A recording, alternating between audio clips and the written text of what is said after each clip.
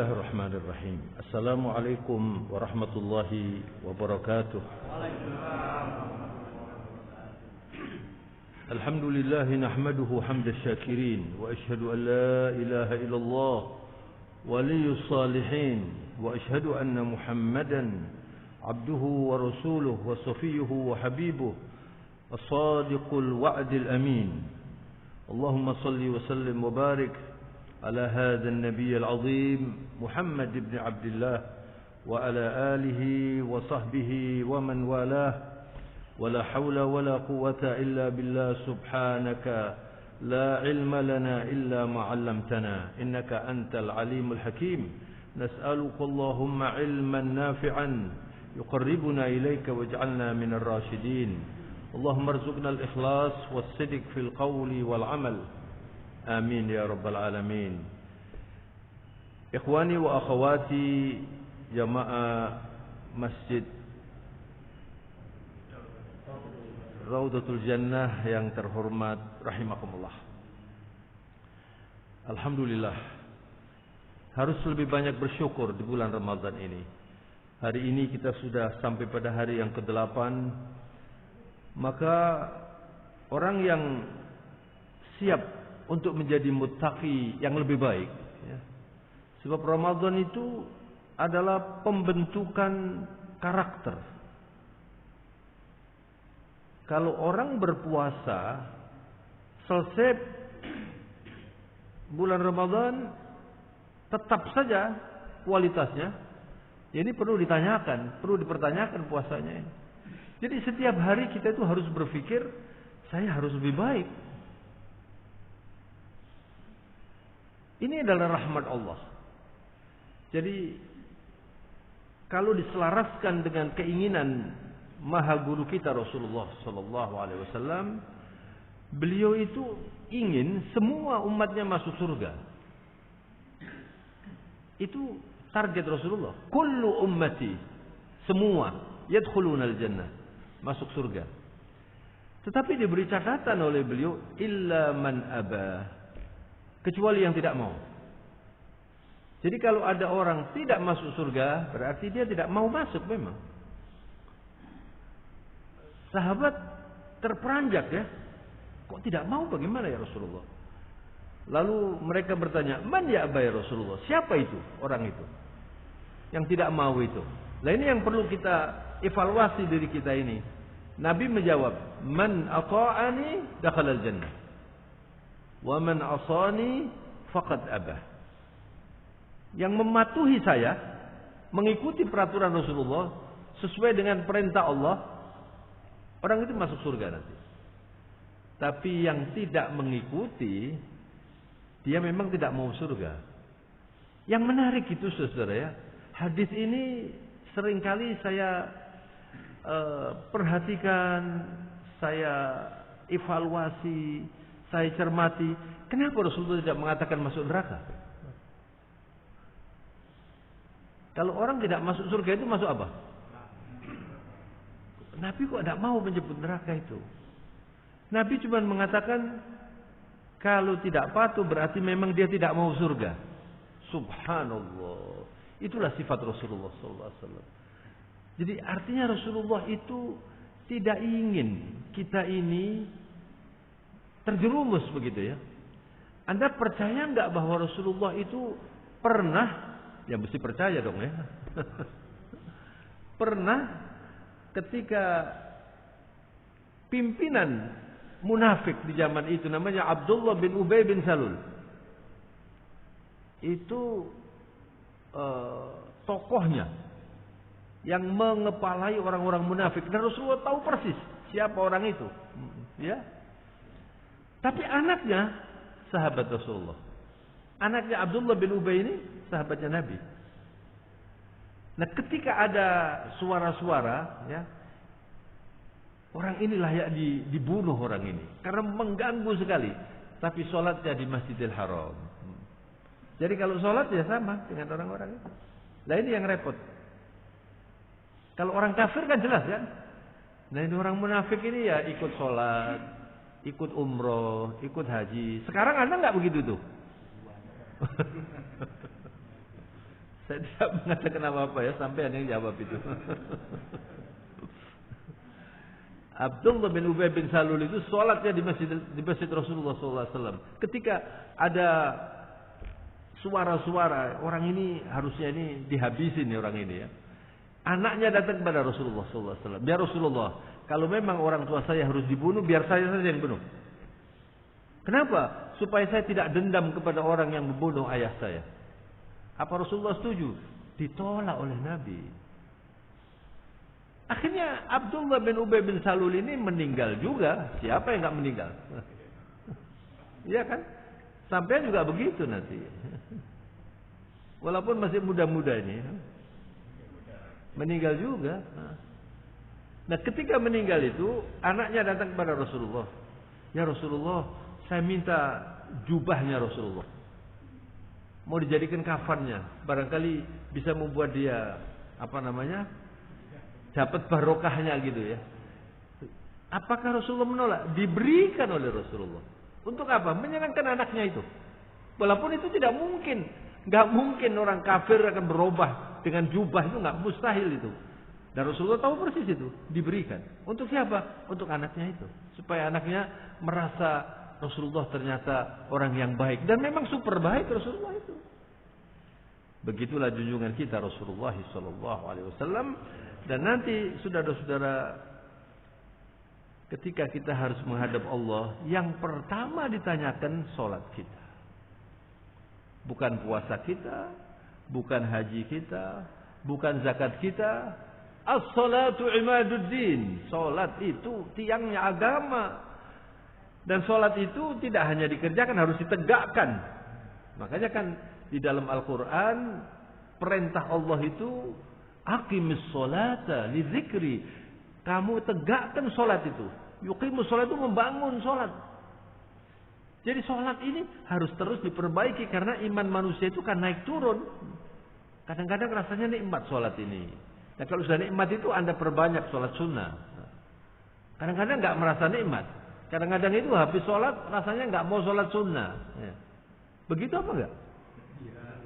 Kok nggak mantap jawabannya?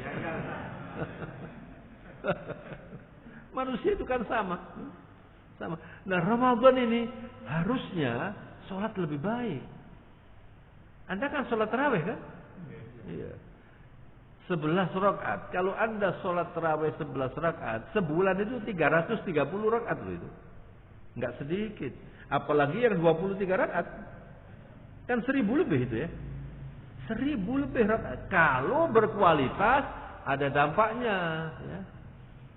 Tapi kalau sholat model 7 menit 23 rakaat itu ya, itu bukan sholat. Lebih baik sampean senam saja sudah.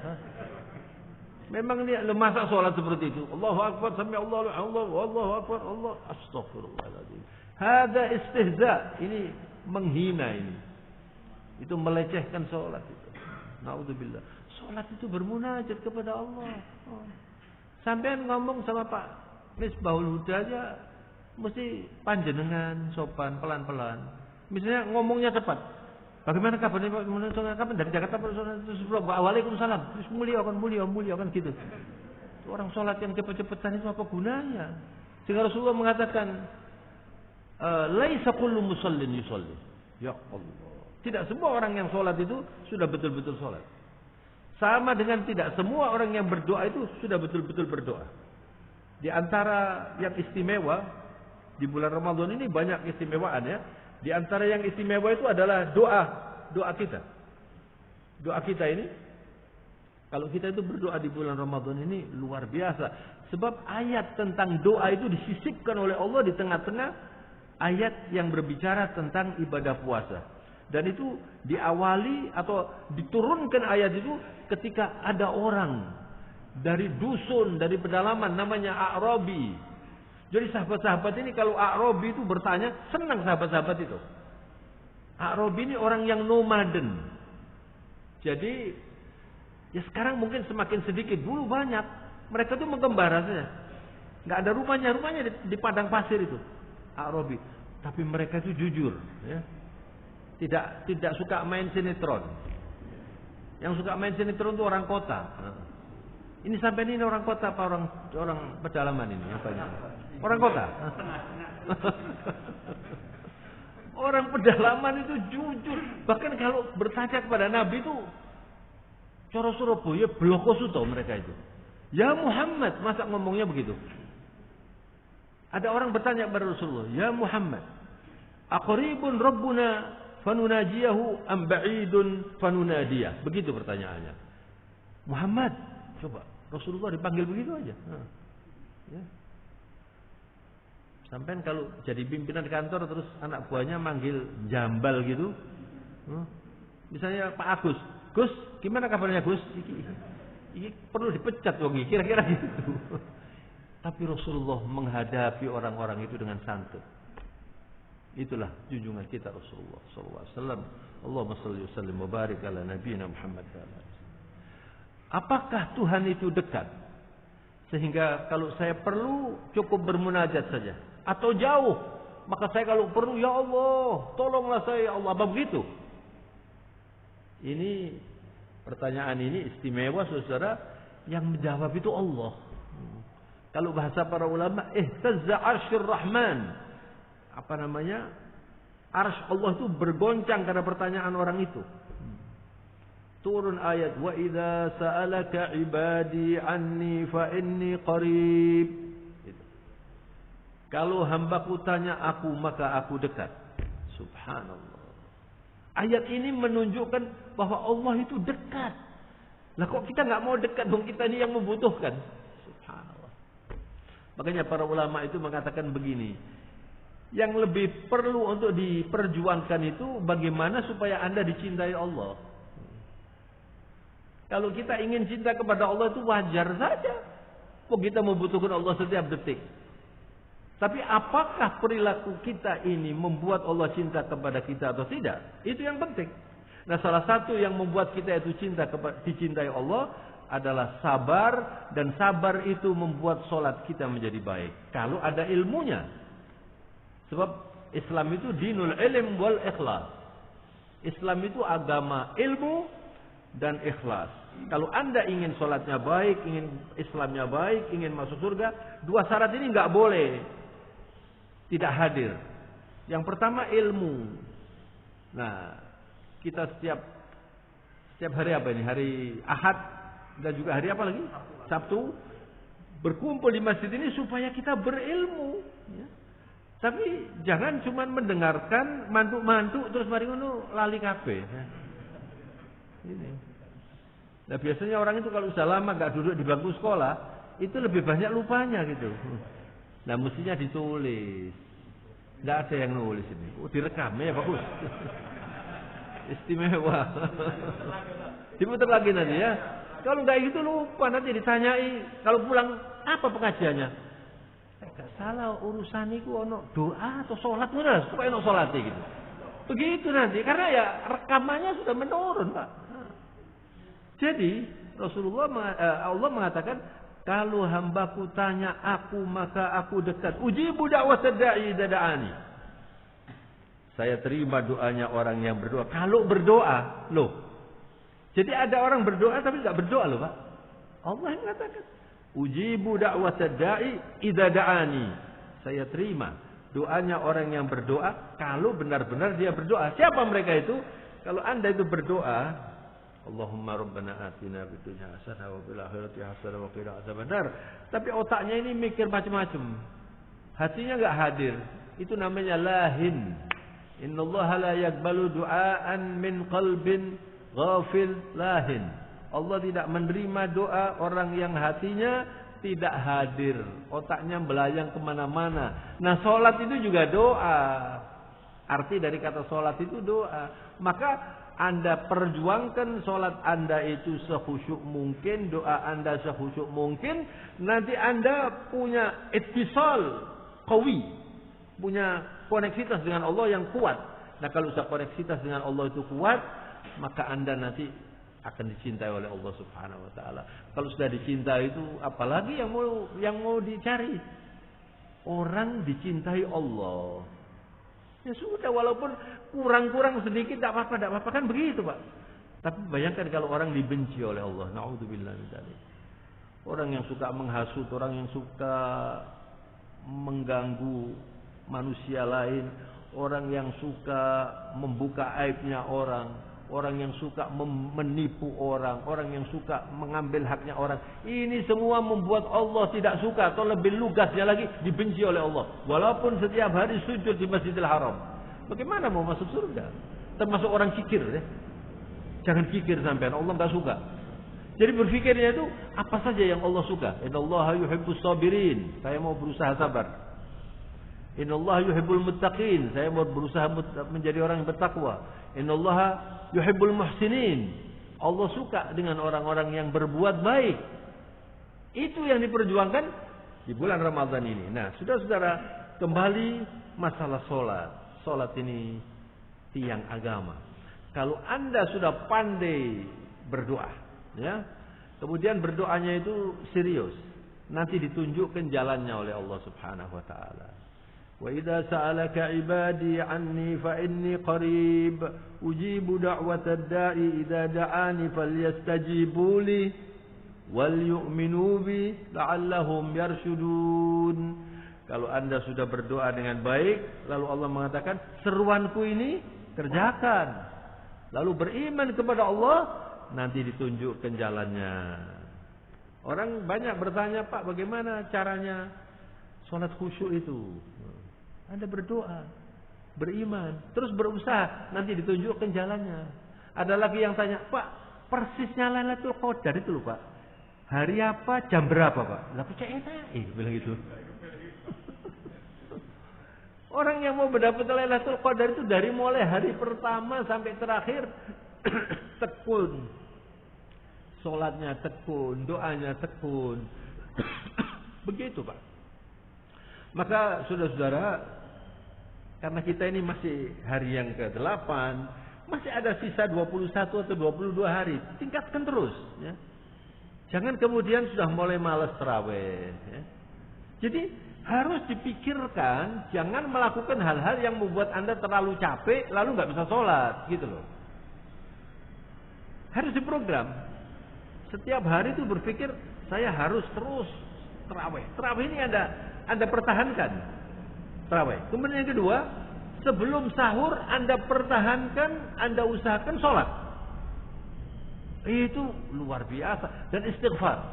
Sebab dalam Al-Quran, tanda-tanda orang yang dekat dengan Allah, wabil asharihum yastaghfirun.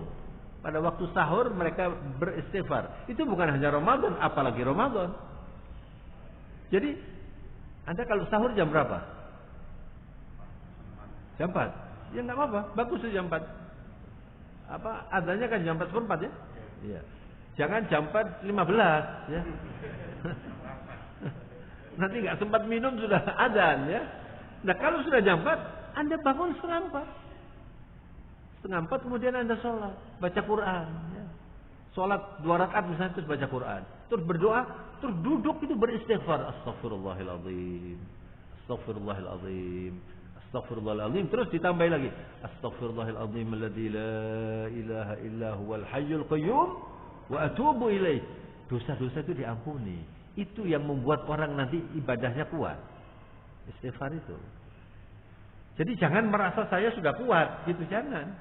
Kita merasa saya ini masih kurang, saya ini masih perlu belajar. Nah, itu yang baik, ya. Nah, jadi saudara-saudara, kalau kita sudah berusaha seperti itu, nanti hubungan kita dengan Allah semakin lama, semakin kokoh, apalagi di bulan Ramadan ini. Nah, kalau sudah kokoh itu nanti bisa menjadi orang yang sifat-sifat jeleknya itu berkurang sampai hilang. Kalau Anda membaca surat Al-Ma'arij ayat yang ke-22, Allah menunjukkan kepada kita sifat umumnya manusia atau sifat manusia. Sudah, sifat manusia. Innal insana khuliqa halu'a. Idza massahu asy-syarru jazu'a wa idza massahu al-khairu manu'a illa al-musallin alladzina hum ala salatihim daimun. Sesungguhnya manusia itu makhluk yang suka berkeluh kesah. Itu manusia itu ya. Kalau diberi cobaan sedikit sudah lupa bahwa dia ini sudah beribu tahun sehat walafiat. Sakit sedikit saja sudah. Istrinya salah, dokternya bodoh ya.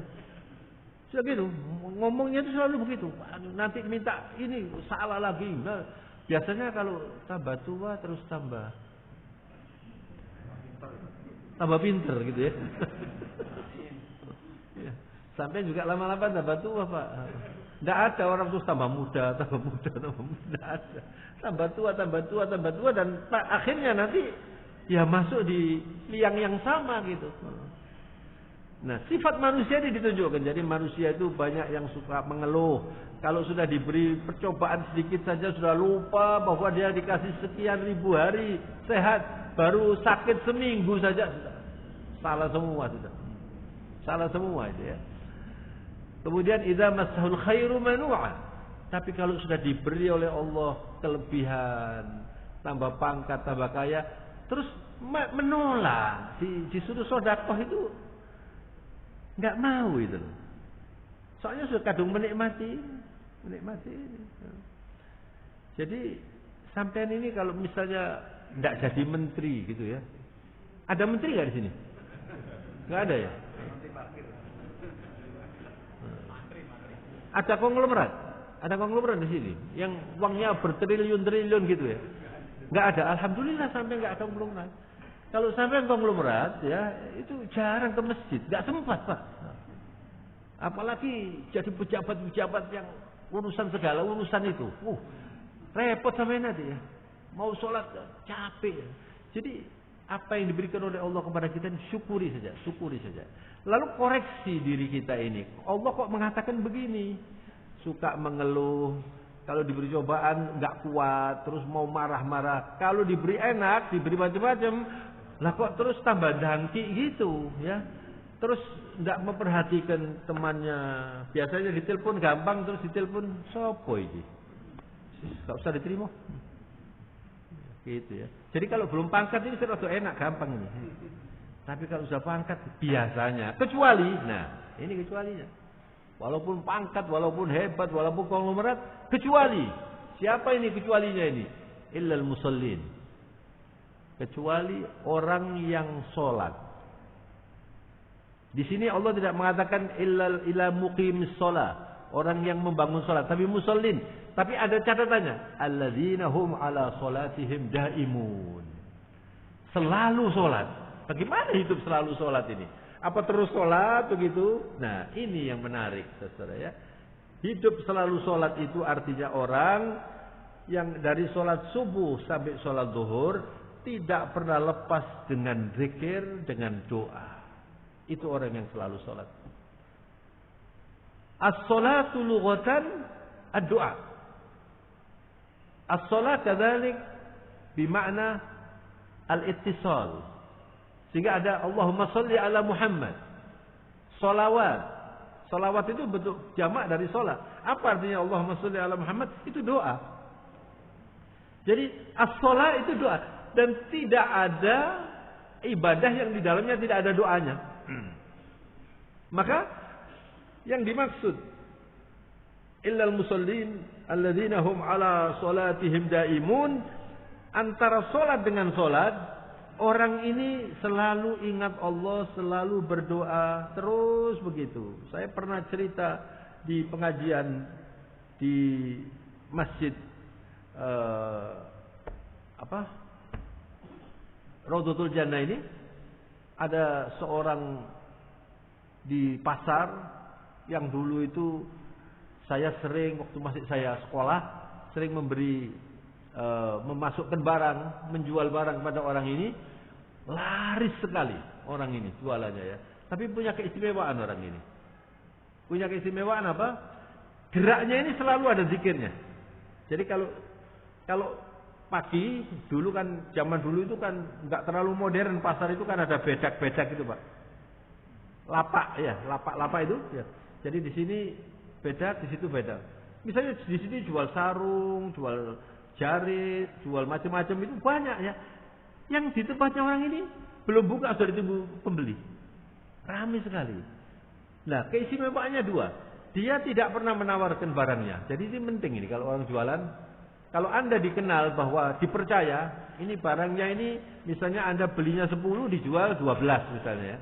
Sudah orang percaya, enggak ada yang nawar. Jadi orang beli itu cepat Pak, enggak ada yang nawar.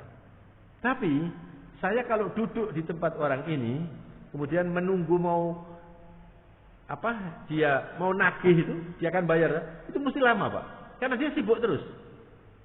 Jadi orang ini kalau ngangkat sesuatu nggak pernah pakai bismillah. Bismillahirrahmanirrahim. Gitu. Alhamdulillah. Kula sasi Pak nggih, monggo. Kula tumbas. Alhamdulillah. Taruh lagi. Bismillahirrahmanirrahim. Terus begitu Pak. Zikir terus Pak. Nah ini yang dikatakan antara sholat dengan sholat berzikir. Jadi walaupun dia berdagang tapi ibadah gitu loh. Nah, kemarin waktu saya ceramah di hadapan dokter-dokter melalui Zoom, ada dokter yang bertanya begini, Pak kami ini kan sibuk sekali Pak, dokter-dokter ini Pak.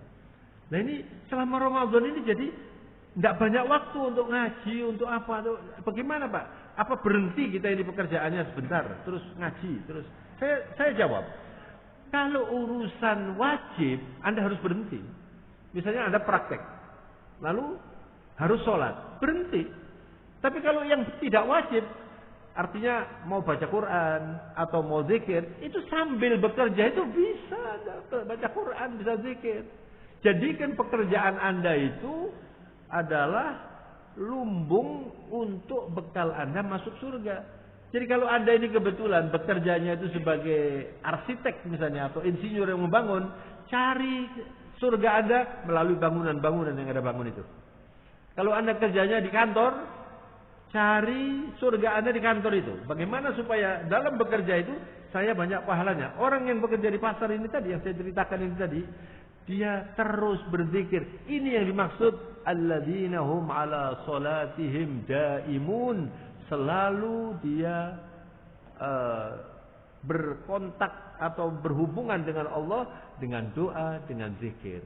Jadi terutama bulan Ramadan ini Pak. Kalau bulan Ramadan ini Anda banyak zikirnya, insya Allah lulus, ya.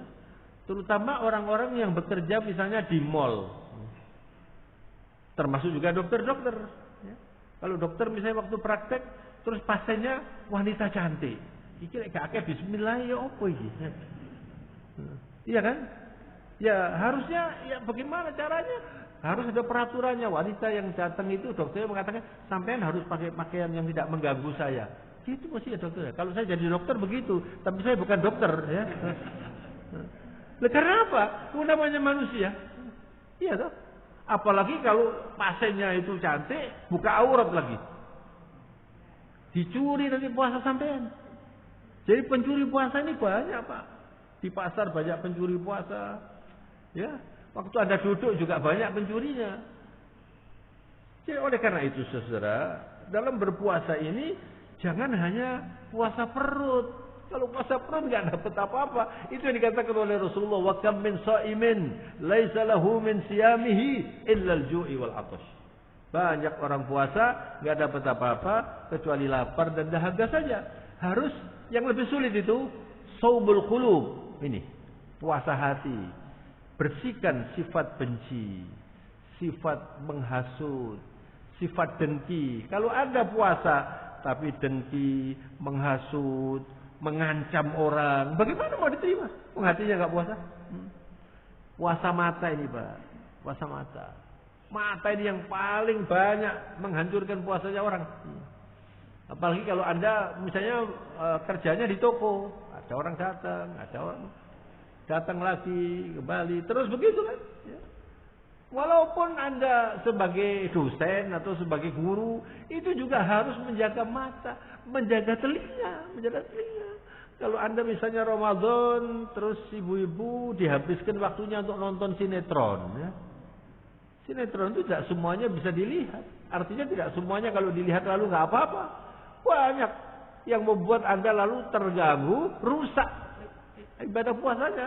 Anda cuma dapat lapar dan dahaga, saya nggak dapat pahala. Lah kalau puasa seperti itu, apalagi setiap hari, bagaimana mau merubah karakter?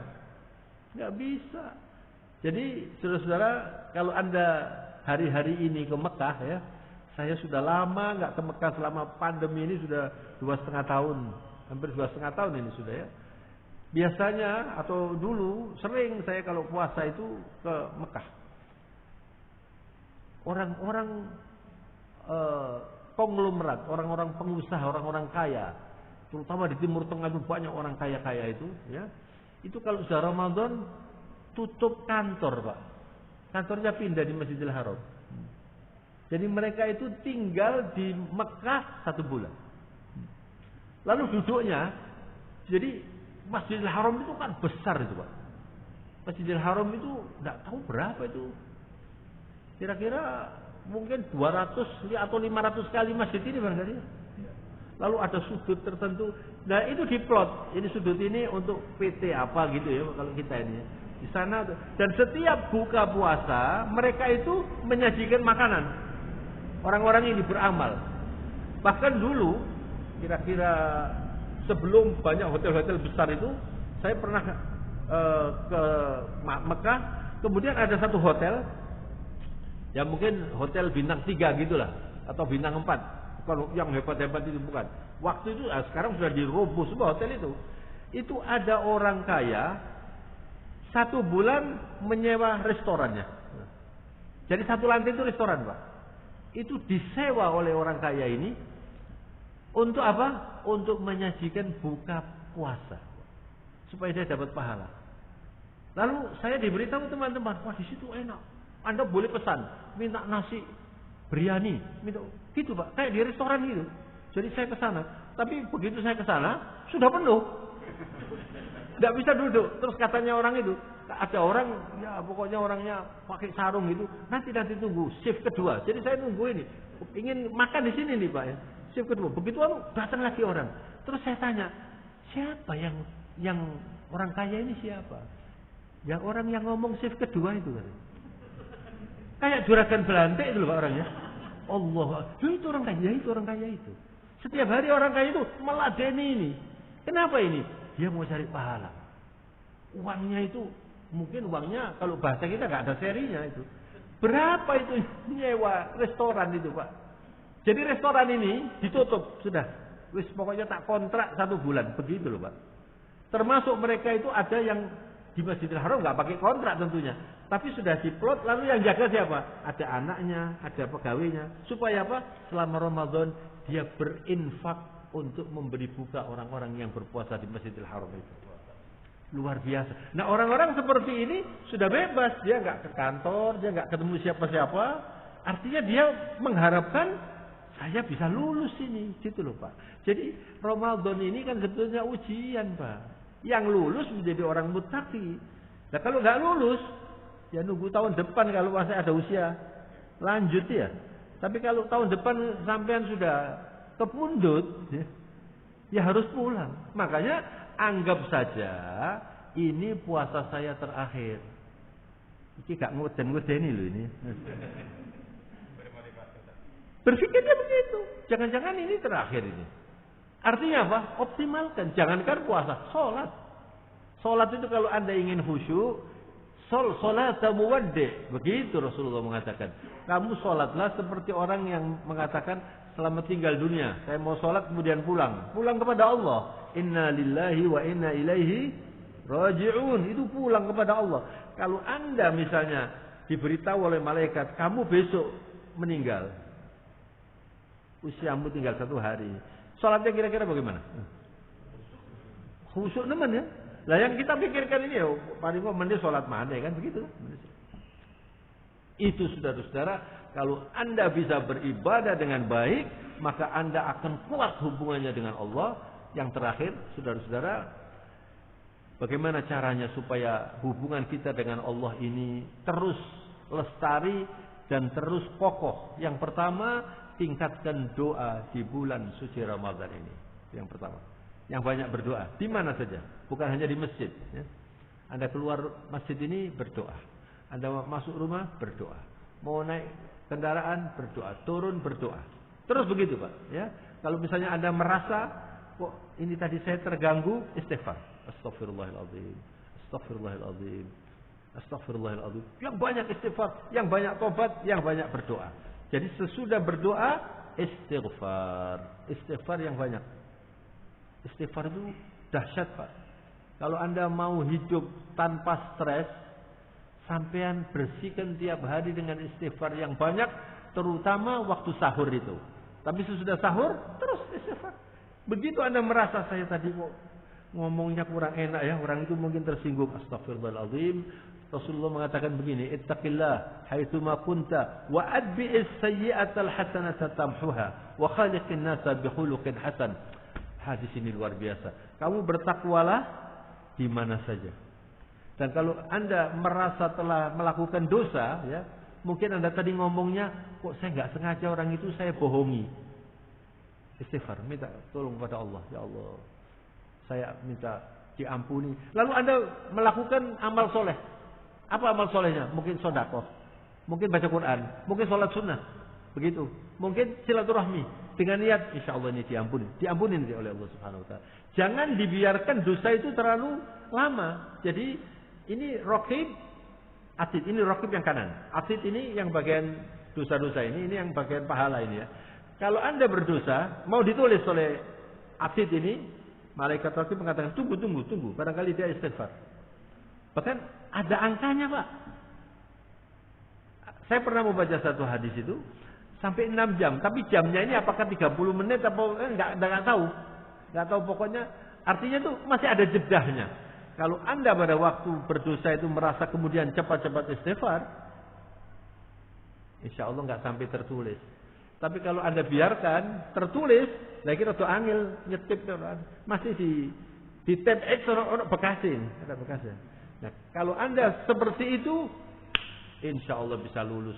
Jadi berdoa, beristighfar, kemudian ibtihal. Ibtihal itu berdoa yang serius, Pak. Ada orang berdoa, Allah maafirli, tapi ya Allah, ighfirli, sambil menangis, itu namanya ibtihal. Doa seperti itu yang lebih didengar oleh Allah Subhanahu Wa Taala. Kemudian yang terakhir, menjaga seluruh tubuh ini. Jadi kalau Anda ingin koneksitas dengan Allah baik, tangan ini jangan dengan sengaja digunakan untuk bermaksiat. Juga kaki, juga semua tubuh ini. Kalau Anda selalu menjaga begitu, Anda nanti bersih. Nah kalau sudah bersih, saudara, insya Allah Anda termasuk orang yang bertakwa. Itulah tujuan ibadah puasa. Ya ayyuhalladzina amanu kutiba alaikumus syamu kama kutiba alal ladzina min qablikum. Kemudian la'allakum tattaqun, agar kalian itu bertakwa. Dengan proses ini tadi, dengan perjuangan, dengan jihad, insyaallah Anda nanti keluar dari bulan suci Ramadan menjadi al-muttaqi. Kemudian nanti kalau menunaikan ibadah sholat Id, Anda bersih, cerah hatinya. Ketemu setiap orang Anda gembira, ya. Termasuk ketemu musuhnya, orang yang menyakiti hati Anda, itu Anda hadapi dengan ceria. Jangan kalau Idul Fitri salamannya berjabat tangannya mele, Pak. Iki titik ais. Jangan begitu. Semua kita maafkan walaupun orang yang tidak baik kepada kita. Mudah-mudahan kajian pagi hari ini mencerahkan kita semuanya, dan semoga ibadah puasa kita semakin hari semakin berkualitas, sehingga iman dan takwa kita semakin baik dan Allah meridhoi. Termasuk juga kita doakan keluarga kita, semua teman-teman kita doakan, bahkan semua mukminin mukminat, muslimin muslimat. Allahumma ighfir lana wa liwalidina warhamhuma kama rabbayana shighara. Allahumma ighfir lana wal muslimin wal muslimat wal mu'minin wal mu'minat al ahya'i minhum wal amwat innaka qaribun sami'un qaribun mujibud da'wat wa qadiyal hajat ya arhamar rahimin. Allahumma rabbana atina fid dunya hasanah wa fil akhirati hasanah wa qina adzaban nar. Taqabbal minna siyamana wa qiyamana wa ruku'ana wa sujudana wa tilawatana. اللهم تقبل منا إنك أنت السميع العليم وتب علينا إنك أنت التواب الرحيم وصلى الله وسلم وبارك على نبينا محمد وعلى آله وصحبه وسلم. سبحان ربك رب العزة عما يصفون وسلام على المرسلين والحمد لله رب العالمين. Mohon maaf, wabillahi taufiq wal hidayah. Assalamualaikum warahmatullahi wabarakatuh.